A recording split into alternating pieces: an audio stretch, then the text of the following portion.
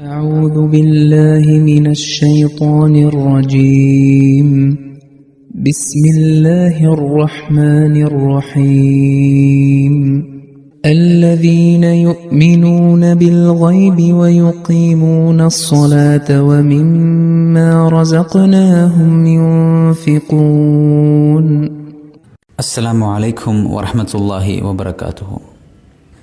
സൂറത്തുൽ ബഖറയിലെ 4-ാമത്തെ വചനത്തിൻ്റെ ദർസിൻ്റെ തഫ്സീറാണ് ഇവിടെ നടന്നുകൊണ്ടിരിക്കുന്നത്. ഈ ആയത്തിൻ്റെ അർത്ഥം ഇപ്രകാരമാകുന്നു: അദൃശ്യകാര്യങ്ങളിൽ വിശ്വസിക്കുകയും നമസ്കാരം നിലനിർത്തുകയും നാം അവർക്ക് നൽകിയിട്ടുള്ളതിൽ നിന്ന് ചിലവഴിക്കുകയും ചെയ്യുന്നവരത്രേ അവർ. ഇസ്ലാമിലുള്ള പലതരത്തിലുള്ള ചിലവുകളെ സംബന്ധിച്ചാണ് വിവരിച്ചു വന്നിരുന്നത്. തുടർന്ന് ഹസ്രത്ത് ഖലീഫത്തുൽ മസീഹ് സാനി റളിയല്ലാഹു തആല അൻഹു 5-ാമത്തെ തരം ചിലവായ ഫിദിയയെക്കുറിച്ച്, അതായത് പരിഹാരധനത്തെ സംബന്ധിച്ചാണ് പറയുന്നത്.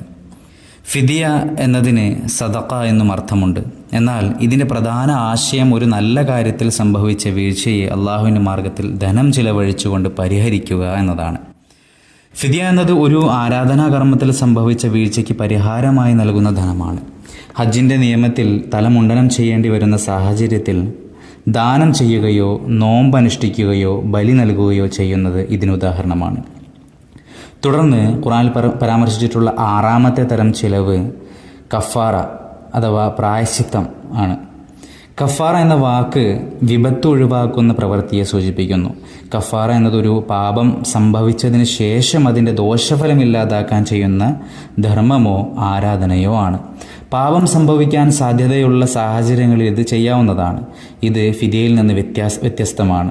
ഫിദിയ ഒരു അനുവദനീയമായ പ്രവൃത്തി ചെയ്യുമ്പോൾ ഒഴിവാക്കേണ്ടി വരുന്ന നിർബന്ധ കാര്യങ്ങൾക്ക് പകരമായി നൽകുന്നതാണ്. അതിനുശേഷം വിശുദ്ധ ഖുർആനിൽ നിന്ന് മനസ്സിലാക്കാവുന്ന 7-ാമത്തെ തരം ചിലവിനെ സംബന്ധിച്ചാണ്. ഒരു സമൂഹത്തിൻ്റെ വളർച്ചയ്ക്ക് വേണ്ടി ചില ചിലവുകൾ മനുഷ്യർക്ക് നിർബന്ധമാക്കിയിട്ടുണ്ട്. ഭർത്താവ് ഭാര്യയ്ക്ക് വേണ്ടി ചിലവഴിക്കുന്നതും പിതാവ് മക്കൾക്ക് വേണ്ടി ചിലവഴിക്കുന്നതും ഇതിൽപ്പെടുന്നു.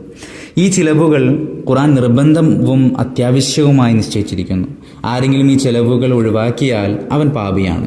ഇസ്ലാമിക ഭരണകൂടമോ ഇസ്ലാമിക വ്യവസ്ഥയോ നിലവിലുണ്ടെങ്കിൽ ഈ ചിലവുകൾ നിർബന്ധമായി നടപ്പാക്കേണ്ടത് അവരുടെ കടമയാണ്. അതിനുശേഷം വിശുദ്ധ ഖുർആനിൽ മനസ്സിലാക്കാവുന്ന 8-ാമത്തെ തരം ചിലവാണ് സേവനത്തിനുള്ള പ്രതിഫലം, അതായത് ഹഖുൽ ഖിദ്മത്ത്. അതായത് ഒരാൾ മറ്റൊരാളുടെ ജോലി ചെയ്താൽ അവന് ന്യായമായ പ്രതിഫലം നൽകുകയും അവനോട് നല്ല രീതിയിൽ പെരുമാറുകയും ചെയ്യണം. ഈ ചിലവിനുള്ള ഒരു ഉദാഹരണം കുട്ടികളെ മുലയൂട്ടുന്നതുമായി ബന്ധപ്പെട്ട് ഖുർആനിലെ കൽപ്പനയാണ്. ഒരു സ്ത്രീയെ കൊണ്ട് നിങ്ങളുടെ കുട്ടിയെ മുലയൂട്ടിക്കാൻ ആഗ്രഹിക്കുന്നുവെങ്കിൽ അത് തെറ്റില്ല.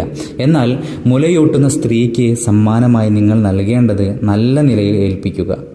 അതായത് ഇതിനെ സംബന്ധിച്ച് പറയുന്നത് സൂറത്തുൽ ബഖറയിൽ 233-ാമത്തെ വചനത്തിലാണ്. നിലവിലുള്ള രീതി അനുസരിച്ചും രാജ്യത്തിൻ്റെ സാമ്പത്തിക സാഹചര്യങ്ങൾക്കനുസരിച്ചും നിങ്ങളുടെ സാമ്പത്തിക സ്ഥിതിക്കനുസരിച്ചും നിങ്ങൾ അവൾക്ക് നൽകുമെന്ന് വാഗ്ദാനം ചെയ്ത പ്രതിഫലം അവൾക്ക് നൽകുക എന്നാണ് പറഞ്ഞിട്ടുള്ളത്. ഒരാൾ മറ്റൊരാളുടെ ജോലി ചെയ്താൽ അവന് ന്യായമായ പ്രതിഫലം നൽകണം. ഇത് നൽകുമ്പോൾ അന്നത്തെ സാമ്പത്തിക സാഹചര്യവും ദാതാവിൻ്റെ സാമ്പത്തിക സ്ഥിതിയും പരിഗണിക്കണം. ഈ തത്വം പാലിക്കുന്നതിലൂടെ തൊഴിലുടമയും തൊഴിലാളിയും തമ്മിലുള്ള പ്രശ്നങ്ങൾ ഒഴിവാക്കാൻ സാധിക്കുന്നതാണ്. ഖുർആനിൽ നിന്നും മനസ്സിലാക്കാവുന്ന 9-ാമത്തെ തരം ചിലവ് എന്നത് ഇഹ്സാൻ, നന്മ ചെയ്യാനുള്ള കൽപ്പനയാണ്. മാതാപിതാക്കളെ ശുശ്രൂഷിക്കാനുള്ള കൽപ്പന ഇതിനൊരു ഉദാഹരണമാണ്. ഇതൊരു സേവനത്തിനുള്ള പ്രതിഫലമായി കണക്കാക്കാനാവില്ല. കാരണം മാതാപിതാക്കൾ പ്രതിഫലം ആഗ്രഹിക്കാതെ സ്വാഭാവികമായ വാത്സല്യത്തോടെയാണ് കുട്ടികളെ വളർത്തുന്നത്. കുട്ടിയോ മറ്റാരെങ്കിലുമോ അവരെ അതിനായി നിയമിക്കുന്നില്ല. എന്നാൽ ഒരു കുട്ടി വലുതായ ശേഷം മാതാപിതാക്കളെ ശുശ്രൂഷിക്കുമ്പോൾ അത് അവരുടെ സേവനത്തിനുള്ള പ്രതിഫലമല്ല, മറിച്ച് അവരുടെ ഇഹ്സാനിലുള്ള പ്രത്യുപകാരത്തിനുള്ള ശ്രമമാണ്. അള്ളാഹു ഖുർആനിൽ മാതാപിതാക്കളെക്കുറിച്ച് പറയുന്നു: നിങ്ങളുടെ മാതാപിതാക്കളുടെ നല്ല പെരുമാറ്റം കാണിക്കാൻ നാം മനുഷ്യനോട് കൽപ്പിച്ചിരിക്കുന്നു. ഇത് സൂറത്തുൽ ലുഖ്മാനിലെ 15-ാമത്തെ വചനമാണ്. തുടർന്ന് അതേ സൂക്തത്തിൽ പറയുന്നു: എനിക്കും നിങ്ങളുടെ മാതാപിതാക്കൾക്കും നന്ദി കാണിക്കുക.